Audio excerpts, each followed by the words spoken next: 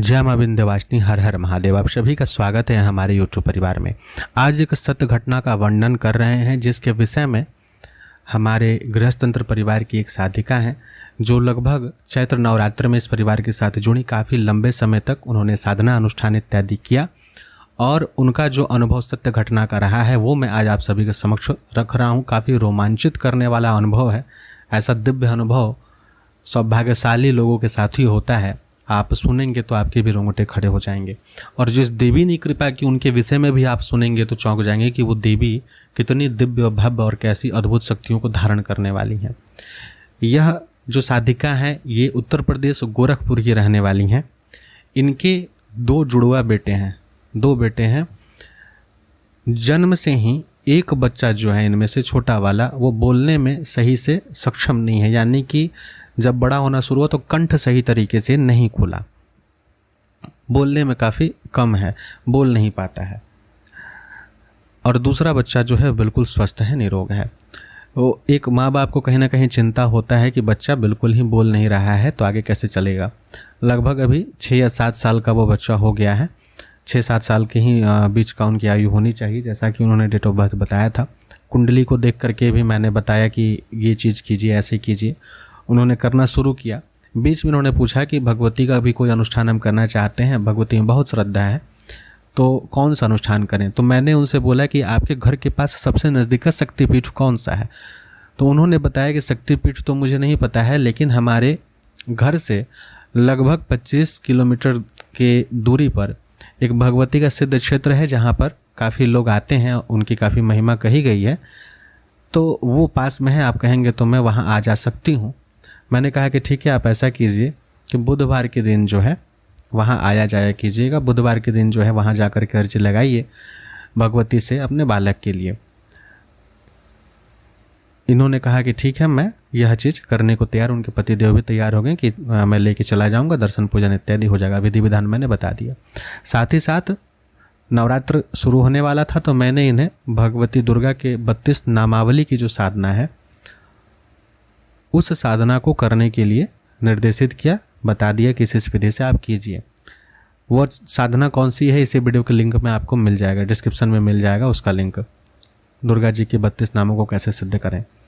तो उन्होंने कहा कि कितना पाठ करना चाहिए, कितना पाठ करें। हम बोले कि आपको समय कितना मिलेगा। चक्र विधि से अगर कीजिएगा तो 32 पाठ एक बार में करना होगा। अधिकाधिक आप करना चाहते हैं तो बताइए। तो बोले कि नहीं, हम अधिक ही करेंगे। तो मैंने कहा कि ऐसा कीजिए कि रोज़ सुबह शाम 108 बार पाठ करके विधि विधान से भगवती को समर्पित करते जाइए। उन्होंने कहा ठीक है। तो प्रतिदिन वो पाठ करती और नवरात्र में उन्होंने ऐसा भगवती कृपा से ऐसा योग बना कि नवरात्रि के 9 दिन जो है भगवती के उस दिव्य शक्तिपीठ पर जाती रहीं और वहीं पे वो जाप करके एक समय का यानी सुबह के समय का समर्पण शक्तिपीठ में ही उनका होता था और घर पे जो है रात के समय में फिर से पुनः जाप करती थी।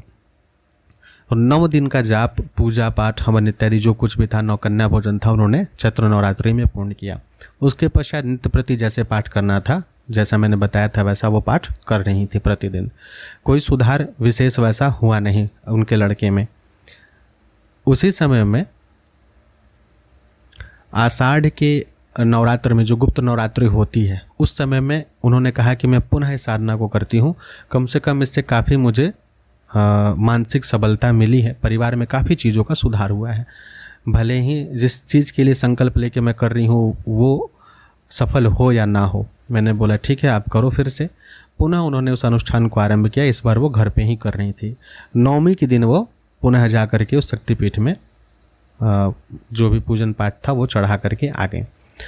आषाढ़ की पूर्णिमा को, यानी कि जो हम लोग गुरु पूर्णिमा जिस दिन कहते हैं, उस दिन की घटना है जिसके विषय में सुन करके आप सभी को काफ़ी आश्चर्य होगा कि वह गांव में क्या होता है कि बोरिंग किया गया रहता है खेत को पटाने के लिए।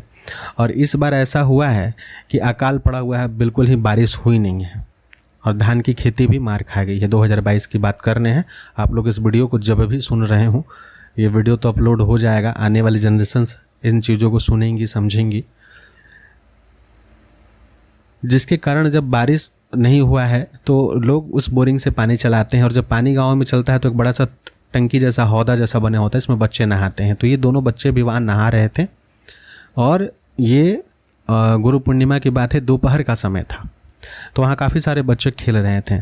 तो खेलते खेलते जिस जगह, ये बीच खेत की बात है जहाँ पे पंप सेट लगा हुआ था, पानी चल रही थी, वहाँ पर कोई सर्प निकला। तो एक बच्चे ने देख करके हल्ला शुरू की कि अरे सांप है, काफ़ी लंबा सांप था। तो बच्चे, क्या होता है कि कुछ पत्थर मारने लगते हैं, कुछ भागने लगते हैं। तो ये दो जो बच्चे थे, इनमें से वो सांप जो था फुफकारा, बच्चे डर करके भागे गिरते पड़ते हुए।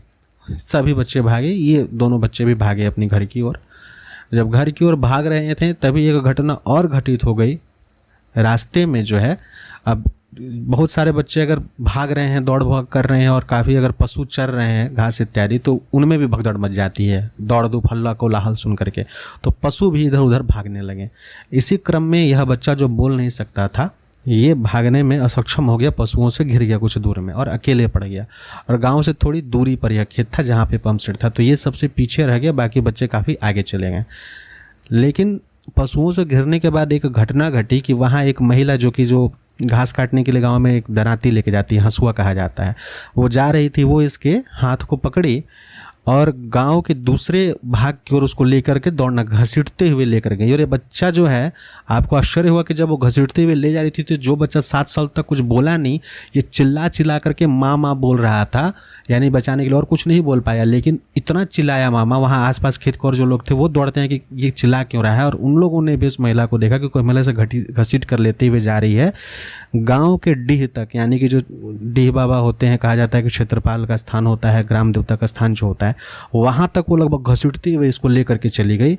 और वहाँ जाने के, ये बच्चा चूँकि डर गया, 7 साल का बच्चा कितना ही बुद्धि होगा, डरा, वहाँ तक लेकर गई और छोड़ करके, उस बच्चे को भी नहीं पता चला कि कब वो छोड़ी है। तो रोने में बच्चा परेशान, और वहाँ से चली गई। ये घटना इसी वर्ष का है। वो बच्चा और कुछ नहीं बोला है अभी तक, सिर्फ माँ ही बोलता है। इतना कंठ खुला कि माँ बोलना शुरू हुआ। ये घटना जब इसके माता को पता चली, बाकी के लोगों ने भी, जो भी देखे थे, सभी बोले कि डीह का जो क्षेत्र है वो तो बीच खेत में, ऐसा भी नहीं है कि अगल बगल कोई छुपने का स्थान हो। महिला कहाँ चली गई, हम लोग तो दौड़ करके ही गए, देखे ले जाते हुए, लेकिन वहाँ जाने के बाद वो नहीं देखी। तो गांव में डीह बाबा होते हैं, सती माई होती हैं, सती माँ का भी स्थान होता है। तो उन्हीं का स्वरूप मान करके इन्होंने प्रणाम किया। चूँकि बोलना शुरू कर दिया तो बहुत बड़ा चमत्कार की बात मानी गई इसे, और बच्चे को घर लाया गया। लेकिन उसी रात को जब वो सोई तो उसी शक्तिपीठ की देवी दर्शन दे करके बोली कि कंठ जो है मेरे आशीर्वाद से खुला है, यहाँ पर तुम आकर के जिह्वा और नेत्र चढ़ाया जाता है हम लोगों की तरफ उत्तर प्रदेश में, कि तुम चढ़ा देना। स्वप्न देख करके इनको समझ में तो आ गया कि जगदम्बा ने कृपा की है। लेकिन उससे भी बड़ा आश्चर्य तब हुआ जब ये चढ़ाने के लिए उस शक्तिपीठ में गई, तो उस शक्तिपीठ में भगवती को अस्त्र के रूप में बहुत बार हंसुआ जो है वो चढ़ता है। जब भी खेत संबंधित कोई कार्य करने जाते हैं तो लोग अपने हथियार इत्यादि को रख करके, जिससे कि खेत का धान को काटा वाटा जाता है, कुछ कार्य किया जाता है, घास, तो बहुत सारे लोग, गांव के लोग जो चढ़ाते हैं।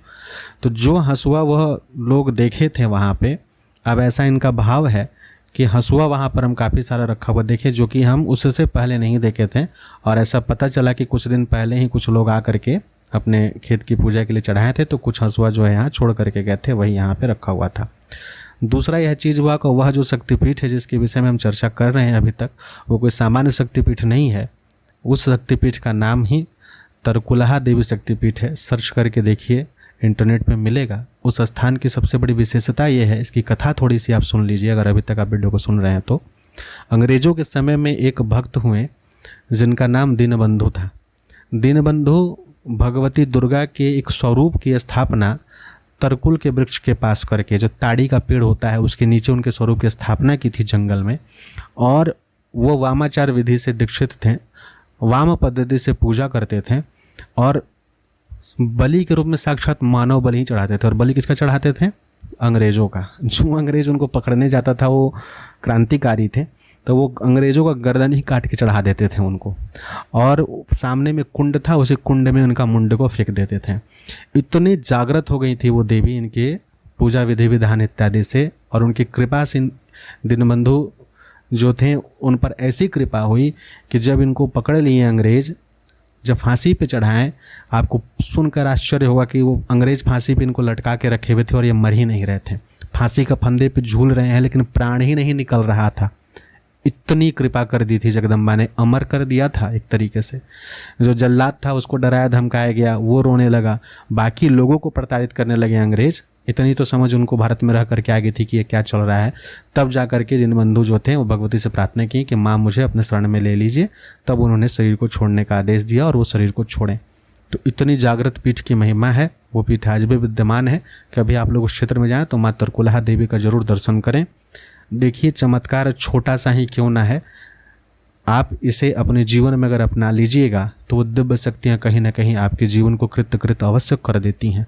तो इतनी असीम महिमा होती है जगदम्बा की, किस रूप में कैसे और कौन सा आधार बना करके आपका कल्याण कर दें प्रत्यक्ष और अप्रत्यक्ष रूप से, वो आप और हम नहीं जानते हैं। लेकिन इतनी तो यह बात हो ही जाती है कि जो उनके शरण में चला जाता है उन पे वो किसी न किसी माध्यम से कृपा अवश्य कर देती हैं।